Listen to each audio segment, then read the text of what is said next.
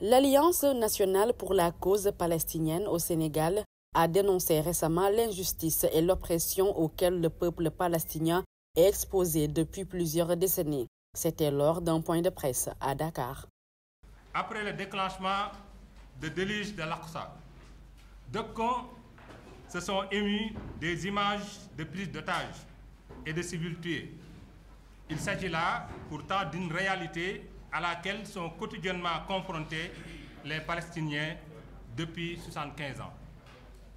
Depuis 1947, Israël continue de profiter d'une exclusivité qui lui permet d'agir en toute impunité dans les territoires palestiniens avec le soutien inconditionnel et complice des puissances occidentales. Foulant au pied plus de 50 résolutions et condamnations de l'ONU dont il a fait l'objet. Il est le seul pays à avoir eu ces 50 condamnations dans le monde. Depuis 1947, ils sont des dizaines de milliers de Palestiniens qui sont massacrés par l'armée sioniste. Des milliers de Palestiniens qui sont expulsés de leurs terres, sans compter les milliers de prisonniers et de blessés.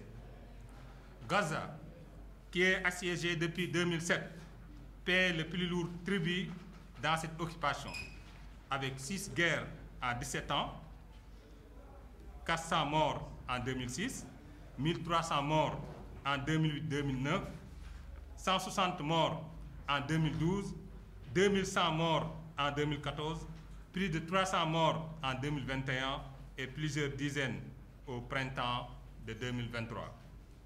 Aujourd'hui encore, Israël impose en toute illégalité un blocus total sur la bande de Gaza et ses 2 300 000 habitants et mène des bombardements sauvages sur les populations civiles. Le bilan est déjà très lourd, avec plus de 1500 personnes tuées, des milliers de blessés et des milliers de maisons détruites. De son côté, l'ambassadeur de l'État d'Israël au Sénégal a aussi condamné l'attaque du Hamas à l'origine de plus d'1 millier de morts et de blessés. L'État d'Israël et le mouvement Hamas qui dirige la bande de Gaza sont en guerre et les morts se comptent par milliers de part et d'autre après le déclenchement le samedi 7 octobre d'une offensive militaire surprise du Hamas.